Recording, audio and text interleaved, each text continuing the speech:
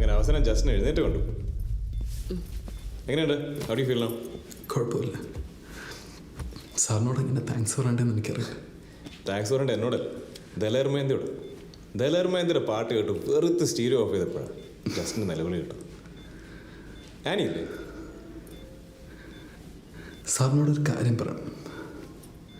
സാറെങ്ങനെ react ചെയ്യാമെന്ന് എനിക്കറിയില്ല. സാറിൻ്റെ വൈഫിനെ എനിക്കറിയാം. ആയിഷ എങ്ങനെ അറിയാം? ആയിഷ അടിച്ച് വണ്ടി ഓടിച്ചത് ആനിയുടെ പപ്പയായിരുന്നു. ഞങ്ങൾ ഹോസ്പിറ്റലിൽ കൊണ്ടുപോകാൻ നോക്കിയത്, പക്ഷെ വഴി വെച്ചെന്ന് ജീവൻ പോയി. ആനിയുടെ അപ്പനെ രക്ഷിക്കാൻ വേറെ വഴിയില്ലാതെ റോട്ടിൽ തന്നെ ഉപേക്ഷിക്കുന്നു. അന്നത്തെ ഇൻസിഡന്റിന് ശേഷം ഞാൻ സ്വസ്ഥമായിട്ട് ഉറങ്ങിയിട്ടില്ല. എപ്പോഴും ആലോചിക്കും, ആ കൊച്ചിനെ ആരെങ്കിലും അടയ്ക്കും. അതോ എൻ്റെ അച്ഛനമ്മയും ഇപ്പോഴും അന്വേഷിക്കുന്നുണ്ടോ? ആയിഷയുടെ ഫാമിലി കോൺടാക്ട് ചെയ്യാൻ ഞാൻ പലപ്പോഴും നോക്കിയത്.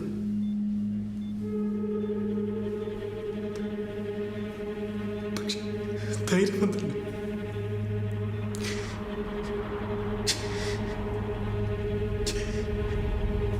എത്ര പറഞ്ഞാലും മതിയാവില്ല.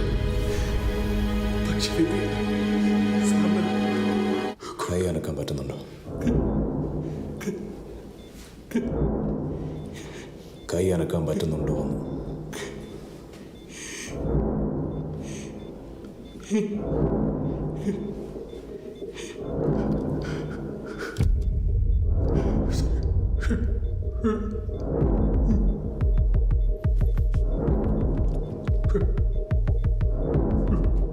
Partial paralysis.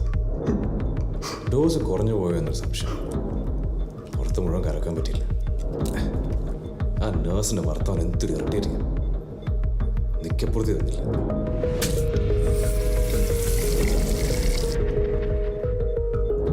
ഇനി ഒരു 20 മിനിറ്റേ ഉള്ളൂ.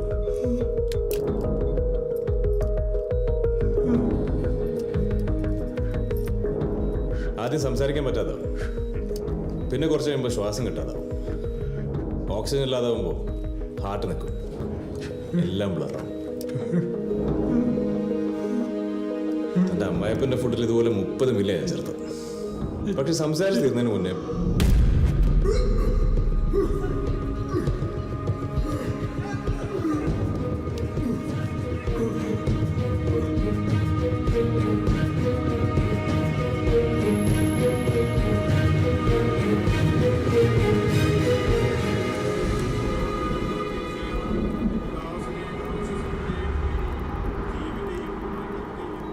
നീ ചാവുന്നതും എനിക്ക് ലൈവായിട്ട് തന്നെ കാണാം.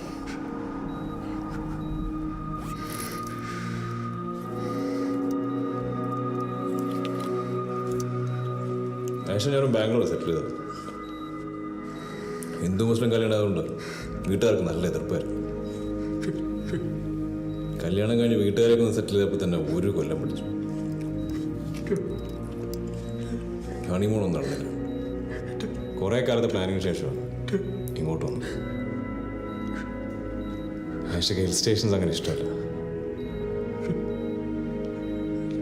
ഞാൻ ഇങ്ങോട്ട് വരാൻ നിർബന്ധിച്ചത്. ആക്സിഡന്റിന് ശേഷം തിരിച്ചു പോയിട്ടില്ല.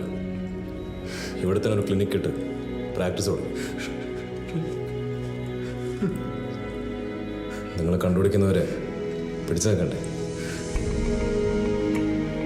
അങ്ങനെ ഡോക്ടറായ ഞാൻ കാറുകളുടെ കാര്യത്തിൽ എക്സ്പേർട്ടായി. നിന്റെ ബ്രേക്ക് ഷൂ ജാം ചെയ്തപ്പോൾ നിന്റെ മരണത്തിനൊരു 50-50 ചാൻസ് ഉണ്ടായിരുന്നു. ഞാൻ ആഗ്രഹിച്ച പോലെ തന്നെ സംഭവിച്ചു. നീ രക്ഷപ്പെട്ടു. ജസ്റ്റിന് പോയി വിചാരിക്കുന്നുണ്ടോ കൊല്ലാനായിരുന്നെങ്കിൽ ഞാനെന്തിനാ രക്ഷപ്പെടുത്താൻ നോക്കി? എന്റെ ആഴ്ച റോഡിൽ വലിച്ചെറിയായിരുന്നെങ്കിൽ എന്തിനാണ് രക്ഷപ്പെടുത്താൻ നോക്കിയ?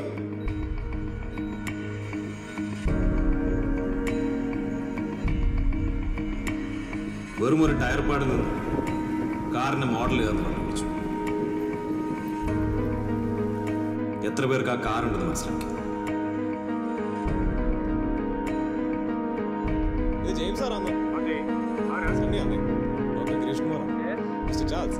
Yeah, speaking. Suresh gentleman. Tell me. ആലിസിൽ ഓരോരുത്തരും ഞാൻ മാറി മാറി വിളിച്ചു. ഞാൻ അന്വേഷിക്കുന്ന ശബ്ദം കേൾക്കുന്നവർ. സാർ ആ കാറിൻ്റെ ഡീറ്റെയിൽസ് എന്ന് പറയാം സാർ.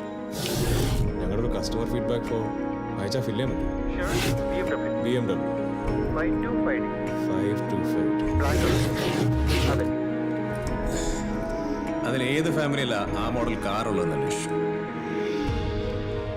അത് പൊൻകുന്നിൽ തോമസ് അക്കരയുടെ ഫാമിലിയാണെന്ന് ഉറപ്പുവരുത്താൻ തന്നെ 3 വർഷം എടുത്തു.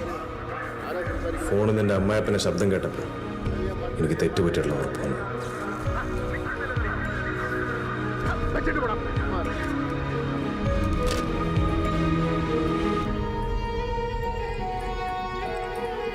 അവസാനം ഞാൻ നിങ്ങളുടെ പൊൻകുന്നം വീടിൻ്റെ മുന്നിൽ വന്നു നിന്നു.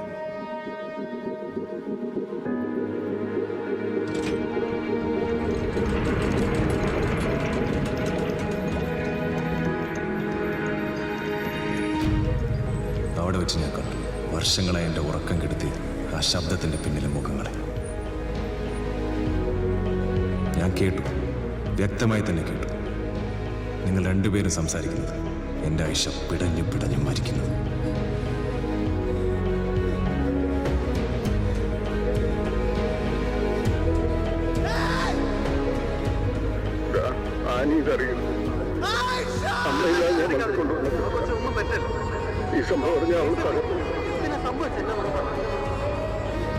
നമ്മൾ ഈ വഴി വന്നിട്ടില്ല, ഒന്നും സംഭവിച്ചിട്ടുണ്ട്. നമ്മൾ ഈ കണ്ടീഷൻ ഇതിനുകൊണ്ട് ഹോസ്പിറ്റലിൽ ചെന്നാൽ പോലീസ് കേസെടുക്കത്തില്ലേ? ജാമ്യമില്ലാത്ത വകുപ്പാ. നിന്റെ അനിയുടെ കല്യാണം മുടങ്ങും. നമ്മൾ ഈ കൊച്ചിനെ ഇവിടെ ഇതിനെ കർത്താവ് രക്ഷിച്ചു. കർത്താവ് നമ്മളോട് കൊടുക്കാൻ.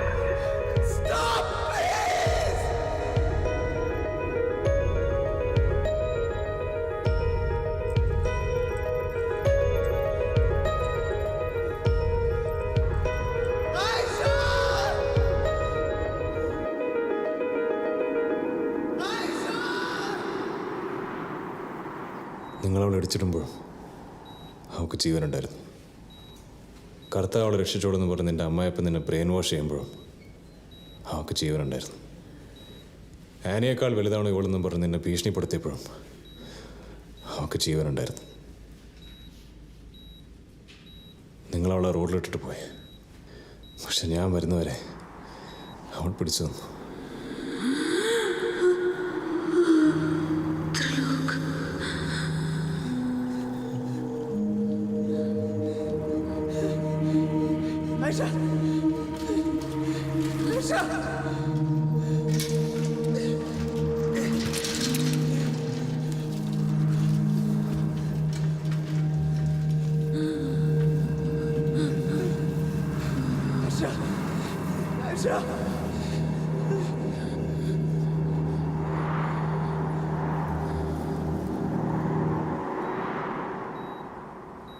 അന്ന് ഞാൻ തീരുമാനിച്ചതാ, ഒരായുസ് മുഴുവൻ എടുത്താലും ലോകത്തിൻ്റെ ഏതറ്റം വരെ പോകേണ്ടി വന്നാലും നിങ്ങളെ ഞാൻ കണ്ടുപിടിച്ചിരിക്കുമെന്ന്.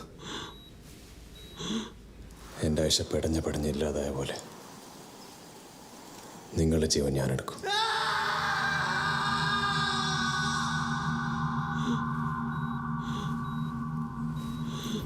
ഒരു നീണ്ട കാത്തിരിപ്പ് ഇന്ന് അവസാനിക്കുക.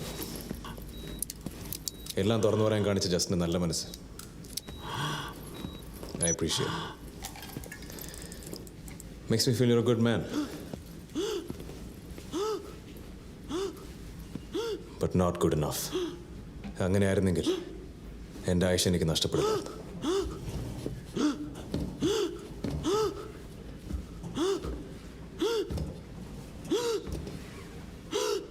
Bye, Justin.